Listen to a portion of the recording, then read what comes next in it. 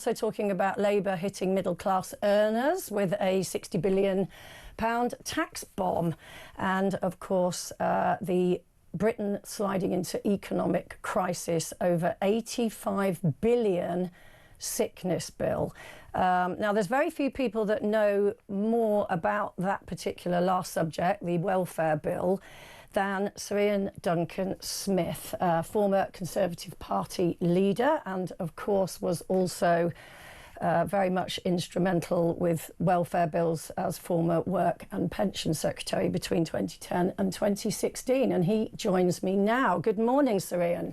Morning, Jane.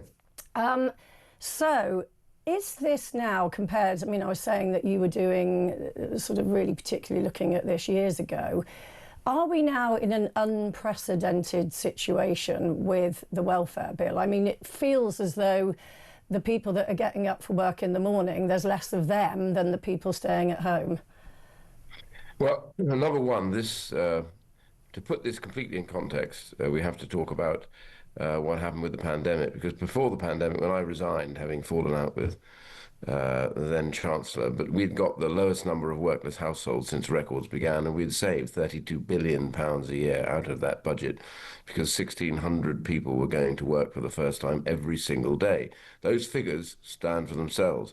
And then along comes in 2019, 2020, the pandemic, and that has done untold damage to our social fabric and also to this whole issue of how much we spend on welfare, because they had to loosen all the purse strings and at the same time took away all the checks, the face-to-face checks and everything else. I was saying to them, don't do all this, because the loosening will get you into real trouble, because it's very difficult to put this back in the bottle, as it were, once you let it out. And the result has been that people got conditioned to the idea that that being on benefits was in fact a much more normal thing to do, and particularly with the rise of mental health. Now, the biggest problem the last government faced after the pandemic was that the mental health issues had gone soaring. So people claim depression and anxiety, and they basically then get written off, which is what the whole fit note thing is about.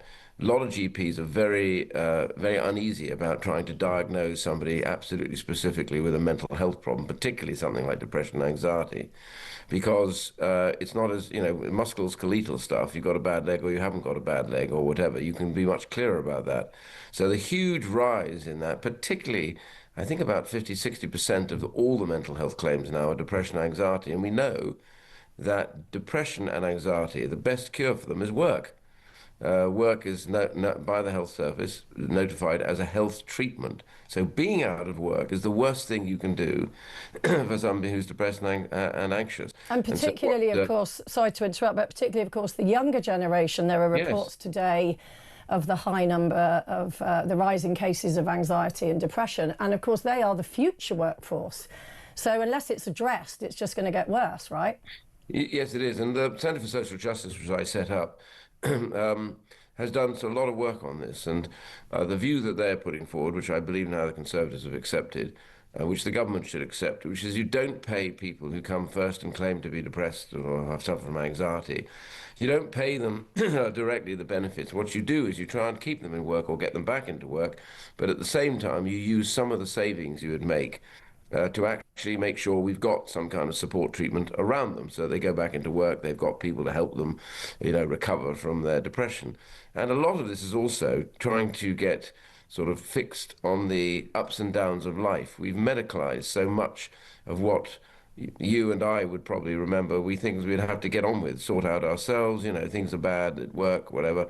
How do you sort that out? And being online is not a helpful way of doing it, because what actually happens is you get worse. Many of these sites now talk to you about how you can get off work, how you can stay off work. But of course, staying off work for somebody with depression and anxiety is a disaster, because they need functionality in their lives. They need to get up in the morning. They need to have a purpose. Once you take that purpose away, their condition just gets worse.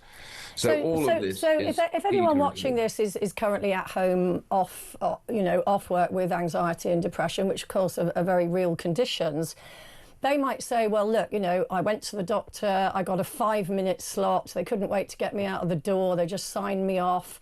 There was, as you just said, there's no external support. to sort of help me with my problem. So it is sort of like there's a lot of things that need to change here, aren't there, to actually be able to facilitate getting people into work, and that costs money. It does, and the key thing here is the worst thing we can do is to have somebody just written off work. So companies need to step up to this as well. We have our companies aren't great at this. You know, you've invested all this money in somebody who's working there, and then they, for various reasons, suffer from depression or anxiety. Lots of companies just say roll them into statutory sick pay, and out the other end they'll go to the state on the sickness benefit. That's the worst you can do for them because they're unlikely ever to get off it again.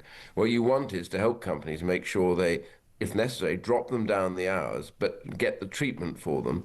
And the government needs to do more of investing in the treatment side of things rather than paying them direct benefits. So take away the incentive of having the benefit, say we must, in the meantime, get you into work or hold you in work while we also surround you with the right sort of treatment to help you stabilize and then go up the hours and get your life back. That's the better way to do it. And you would save, the figures we thought saw and the figures we did at the Centre for Social Justice, between £7.5 and £9 billion a year out of the budget, simply because you're now using the money you save to invest in helping stabilize people and keep them in work. Keeping somebody in work is critical if they suffer from depression or anxiety, and that has got to be a monumental effort, and that will save money in due course, but also, more importantly, give those people a better life and provide a workforce for companies that want to set up in the UK. And of course, a lot of people, small businesses, are saying that actually even people in work, it's very hard to get them to come in. I was reading a story earlier this week about a man that worked at HMRC, obviously a civil servant, who flatly refused to come back into the office after COVID. And thankfully, for common sense, he lost his case and ended up having to pay back £20,000. So, you know, COVID has a lot to answer for, doesn't it? And I think our response to COVID, shutting down schools, you know, I feel that the first lockdown was justified, but after that, we sort of just took our eye off the ball and failed to see the mental effect that it was going to have on people. The way that we reacted to COVID, now looking at it, was a disaster. Sweden did it much better than we did. They kept people in work. They said, by all means, meet up, but only in your family groups. And if you are meeting up in a restaurant, you stay in that family group. You don't go to the bar and that sort of thing. So they basically said to the public, use your common sense and make sure, therefore, so they didn't spread as badly, and they didn't have proportionately the same number of deaths as we had. Protect the most vulnerable, care homes and the very sick, and the rest should look after themselves, but use common sense. We, I'm afraid, under the real pressure from many of the scientists who got this, I think, very badly wrong, went for full closure of everything. I mean, closing schools when children are the least likely to get COVID because of the teachers. Well, the answer is mask up the teachers if necessary, but not the children. Yeah, and it kind of took away the sort of the muscle, if you like, of going to school every day, staying within. But let's move on to another topic. Let's move on to Rachel Reeves' sort of, I mean, how do you describe it? A word salad yesterday. She sort of did this big sort of Trump-esque podium and flags, which suggested she was going to say something incredibly interesting. And as Kemi Badenoch described, it was sort of a waffle bomb. But in the middle of it, it seemed to be sort of saying we've all got to do our bit, which of course is politician speak for we are now going to sort of do a big tax clobber on people further down the earnings bracket. So they're saying here, you know, set to hit middle class earners with a 60 billion tax bomb to plug budget gaps. What did you think of that speech? Well, I agree with Kemi, it was a waffle bomb, but we need to divide the two words to show what it was about. The waffle was the very fact she got up to speak in that very aggravating way that she does, rather lecturing us. And the bomb was the potential £50 billion that she's going to extract from people who are already struggling with their bills. We are overtaxed in this country, over-regulated, and the true problem here is no wonder we're doing badly. Businesses are saying to themselves, what's the point of setting up a business here? Because people basically can't afford to work here. Those who are wealthy wanted to set businesses up, you know, the non-doms and everything else. They didn't pay huge tax here, but what they did was set up businesses, spend a lot of money investing it in the UK. They've all gone, and the next thing we'll have is loads of people deciding there are better places for them to live simply because these costs are high. And why is she having to tax? Because the Labour government refuses point blank to make any savings whatsoever from the public exchequer. I mean, you talked about welfare spending. I mean, they couldn't even get a 5 billion 5 billion saving past their backbenchers. So I pressed them the other day, what level of savings would they be asking for from the welfare budget? They wouldn't answer. The answer is they're not going to try and save any money from one of the biggest and growing budgets in Britain, which is also damaging too many lives. And at the same time, they're not going to cut, it appears, the civil service. They're not going to do anything to bring us back under control. And that is the real problem here. You have to reduce your spending. Every household knows that. You know, you can't just say, well, devil take it, we're going to carry on spending money. It's basic housekeeping. Exactly, you have to, but they're not doing any of that. And that's why she's going to lean on the poor old middle class again to say, well, you can pick up the bill when they're the ones who are working hard trying to make a living for themselves and their families. Just stay with us, Iain. I just want to go to Georgina, caller in London. Hi, Georgina. Good morning, Jane. Good morning, Sir Iain. It's wonderful to talk to you.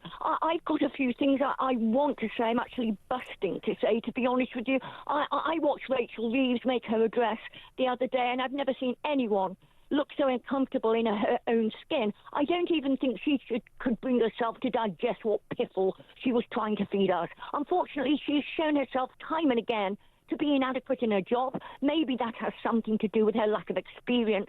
Sometimes something has got to give. And I think that time will be the next budget, as we're going to be financially stripped. She will be coming once again to us, the taxpayer, to rob as much as she can from our hard-working taxpayers to bail out Labour yet again and their insatiable appetite for overspending.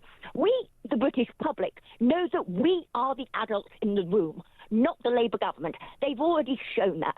We also know that we have to invest in our country via our taxes to keep our country going. But we need to see value for our money and get more bang for our buck.